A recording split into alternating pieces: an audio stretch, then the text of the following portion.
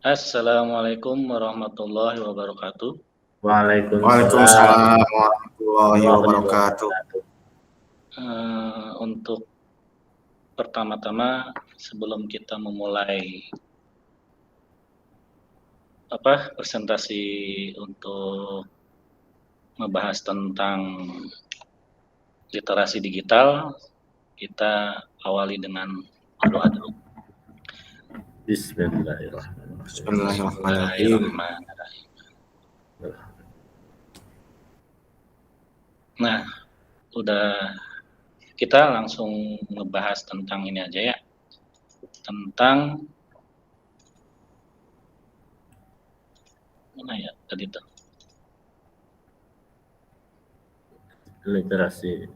Literasi ininya tuh mana ya? Nah, ini tentang pengenalan literasi digital di era erupsi. Nah, erupsi itu apa? Disrupsi itu apa? Mungkin ada yang tahu apa yang dimaksud dengan disrupsi. Halo? Ya. Ya, disrupsi. Mungkin ada yang tahu apa itu disrupsi?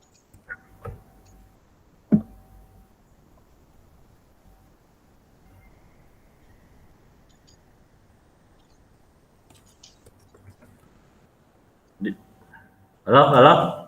Iya, halo.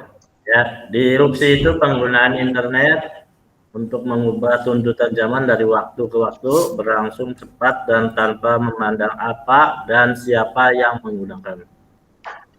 Oh, iya. Jadi intinya disrupsi itu adalah untuk menentukan penggunaan untuk melakukan perubahan sejalan dengan tuntutan. Nah, dari tuntutan teknologi, nah ini. Nah, di sini. Jadi si pengguna ini dituntut untuk teknologi ini supaya beradaptasi. Kalau tidak beradaptasi maka akan ketinggalan jauh. Seperti aplikasinya antara WhatsApp dengan BlackBerry kan ya. Nah, itu dari tadinya boomingnya BlackBerry sehingga sekarang sudah ketutup sama WhatsApp. Nah, itu disrupsi. Nah, di sini juga akan tetapi kebanyakan penggunaan tidak mengetahui konsekuensi dari penggunaan internet.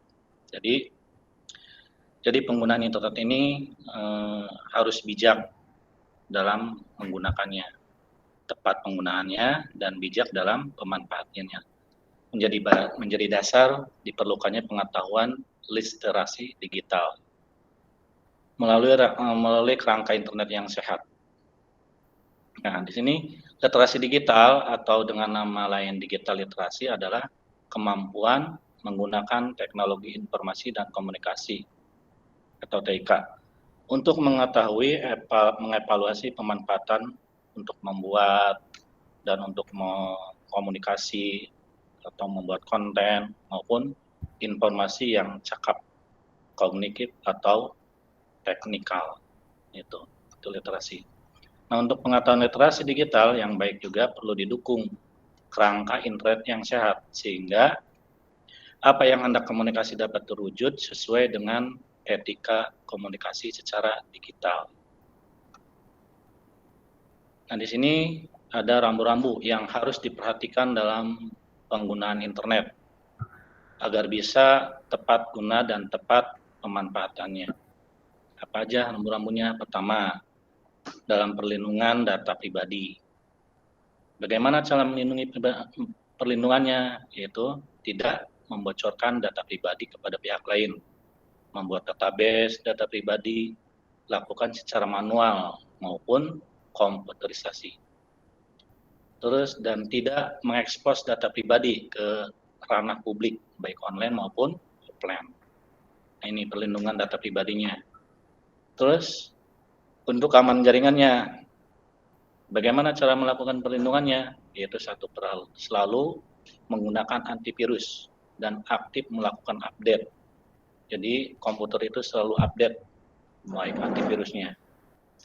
Menggunakan password yang tidak bisa diduga oleh pihak lain. Jadi passwordnya itu harus kuat, jangan lemah.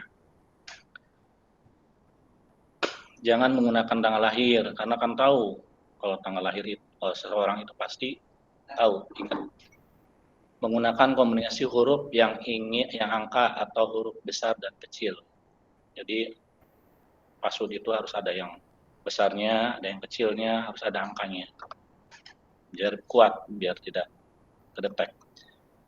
Tidak mengunduh sembarangan aplikasi, terutama yang bajakan. Itu untuk keamanan jaringan. Dan serta privasi individu. Nah, privasi ini gimana? Bagaimana cara melindunginya? Lebih baik kita mengaktifkan share location, baik PC maupun personal gadget. Ajari anak mengenali batas wilayah pribadi. Jadi harus bisa memantau anak. Kalau anak lagi waktunya ini dibatasin, waktunya sholat, terus dibatasin, jangan terlalu ini. 3, menghindari mengekspos data pribadi kita terutama di medsos. Jadi kita jangan selalu mengekspos status kita berada di mana gitu. Jagalah kerahasiaan password. Nah, ini. Terus di sini nanti akan ngebahas tentang kerangka literasi digital di Indonesia. Nah, kerangka literasi digital di Indonesia ini ada 3. Pertama proteksi, ada hak, dan ada pemberdayaan.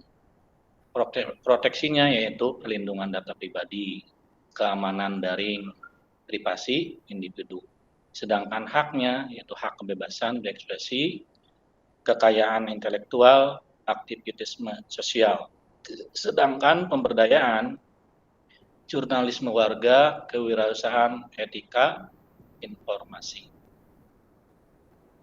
Nah, ini untuk hak-haknya. Nah, di sini setiap warga memiliki hak berdasarkan layaknya HAM. Kebebasan berekspresi. Hal ini merupakan kebebasan untuk mengekspresikan ide, gagasan maupun pendapatnya secara bebas melalui ucapan, tulisan maupun komunikasi bentuk lain yang dilakukan tanpa melanggar hak orang lain. Jadi orang itu bisa mengekspresikan tanpa melanggar hak orang lain. Kekayaan intelektual. Nah, di sini hasil pemikiran seperti penemuan, karya seni, literatur, desain, simbol, nama foto maupun gambar yang digunakan secara komersial maupun tidak komersial. Nah, itu yang disebut dengan kekayaan intelektual. Nah, untuk hak yang untuk berkumpul atau hak aktivisme sosial, yaitu aktivisme sosial merupakan suatu aktivis online yang bertujuan untuk mendorong atau merubah sosial. Jadi semacam kayak berkumpul, bermusyawarah dalam sosial tuh. Ini aktivisme sosial namanya. Nah, untuk yang pemberdayaan, nah di sini internet membantu penggunaan untuk menghasilkan karya serta kinerja yang lebih produktif dan bermakna bagi dirinya. Jadi contohnya jurnalisme warga, kewirausahaan, dan etika informasi. Nah, itu mungkin yang sudah dijelaskan dari mulai perlindungan data pribadi, keamanan jaringan, serta privasi individu. Nah, sedangkan kerangka literasi digitalnya ada 3, proteksi, hak, dan pemberdayaan. Mungkin dari materi tersebut ada yang ditanyakan?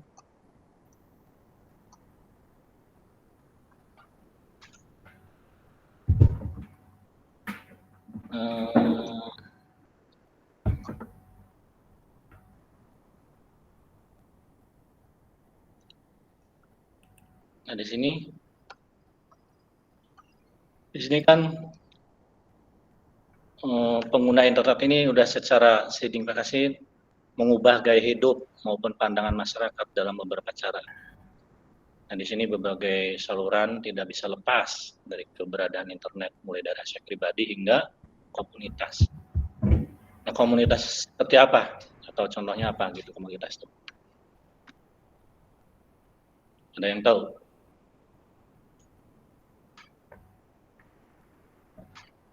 Pak Ogi mungkin tahu komunitas apa aja?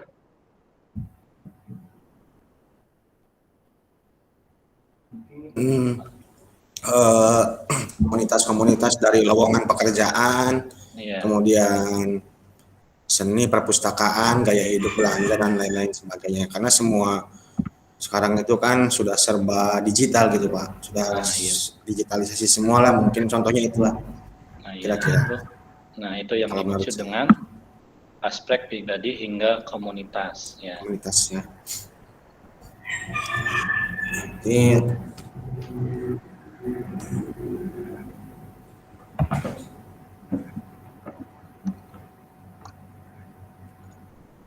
Untuk literasi, mungkin dari literasi digital.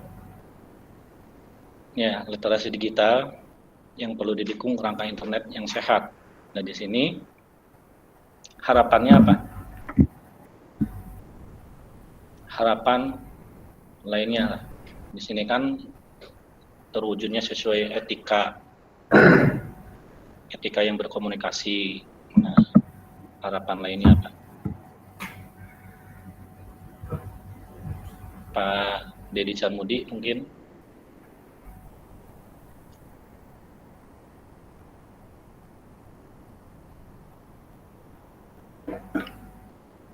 Atau Bu Ayu. Harapannya apa? Harapan pengguna literasi.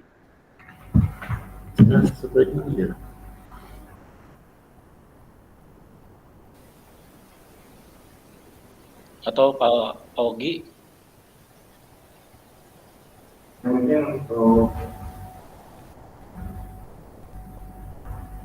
untuk harapan lainnya, jadi penggunaan literasi digital yang sehat, yang mampu menumbuhkan kreativitas ya pengguna internet, ya, sehingga dapat juga mampu memberikan pendidikan internet kepada generasi-generasi, khususnya generasi muda ya, pemuda khususnya untuk generasi sekarang ini ya, karena banyak sekali kan penggunaan internet ini tanpa memikirkan konsekuensinya atau tanpa memikirkan dampaknya. Harkat martabat, ya, martabat ya, bangsa jadi juga. Harus inilah bisa mengatur ya, atau harus berkreatif gitu ya untuk penggunaan internet yang sehat. Iya. Untuk perlindungan ini di sini kan ada rambu-rambu nih, ada rambu-rambu yang harus diperhatikan. Ada perlindungan data pribadi. Nah, di sini kan ada cara melindunginya itu tidak membocorkan data pribadi kepada pihak lain. Terus ada yang membuat database itu harus secara manual. Terus tidak mengekspos data pribadi kita ke publik. Atau ada lagi selain ini?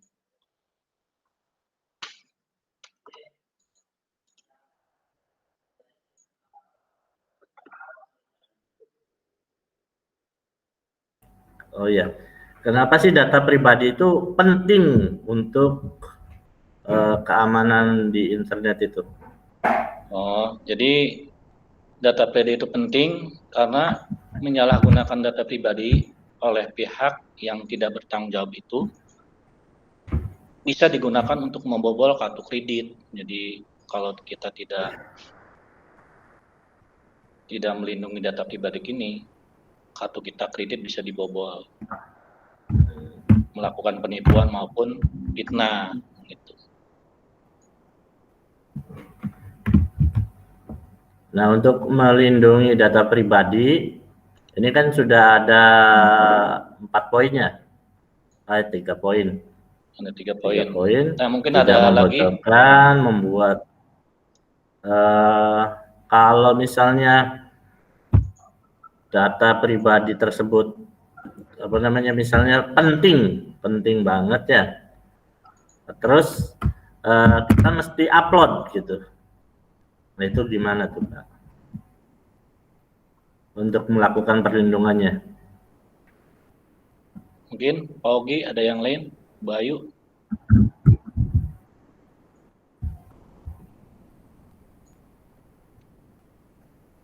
Jadi untuk apakah kita perlu melakukan edukasi atau gimana supaya nggak sembarangan orang mengupload data pribadinya. Iya, itu harus mengedukasi seluruh pihak tentang pentingnya data pribadi, bukan ke anak aja, jadi seluruh. Jadi emang penting banget itu data pribadi harus privasi, gitu. Karena efeknya emang benar-benar pribadinya juga. Gitu.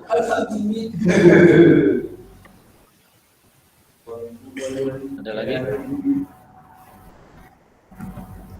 Kalau untuk melindungi dari antivirus itu gimana? Kira-kira masuk ke dalam situ nggak, Pak? Melindungi virus. Jadi yang dari virus, ya dikasih antivirus gitu. Nah iya, untuk memperbaruinya itu si antivirus itu harus update gitu. Karena perkembangan teknologi itu kan berkembang. Oh, jadi harus sering diupdate gitu Pak ya, supaya menghindar dari sesuai virus tema yang kita itu digital gitu.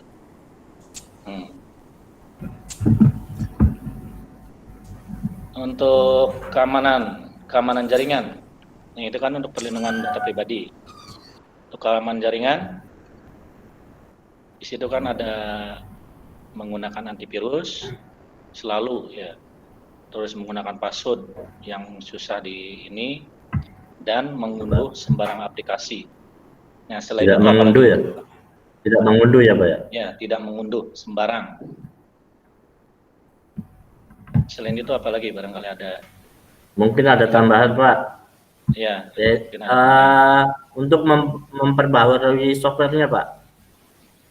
Nah iya, memperbarui software yang dipakai ya. Ya. Ya, update. Terus? Kayak semacam browsernya juga gitu ya. Browser internet.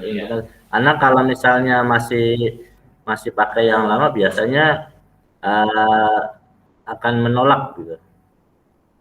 Iya. Terus? Nggak support lah. Iya. Bu Ayu, barangkali ada tambah lagi? Ada tambahan atau?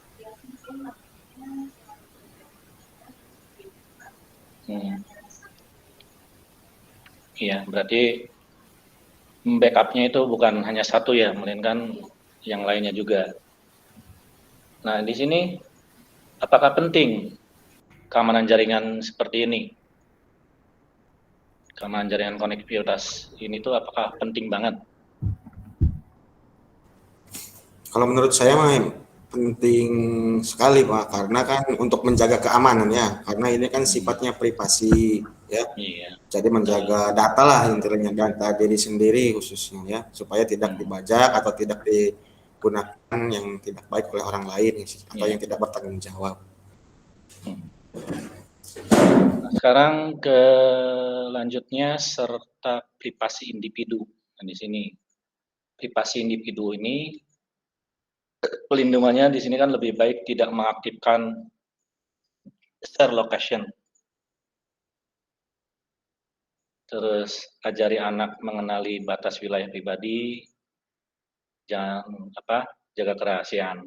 Nah, ini penting apa tidak dalam privasi individu?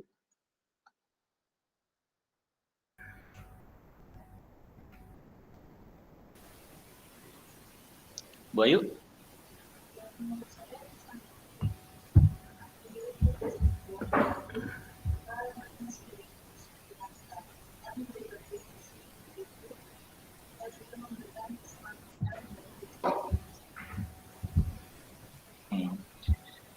Mungkin dari materi ini ada yang ditanyain lagi? Atau sudah cukup? Mungkin udah, Pak. Udah, kalau sudah kita tutup Cukup. dengan baca Alhamdulillah. Alhamdulillahirabbil alamin. Wabillahi taufiq wal hidayah. Wassalamualaikum warahmatullahi wabarakatuh. Waalaikumsalam warahmatullahi wabarakatuh.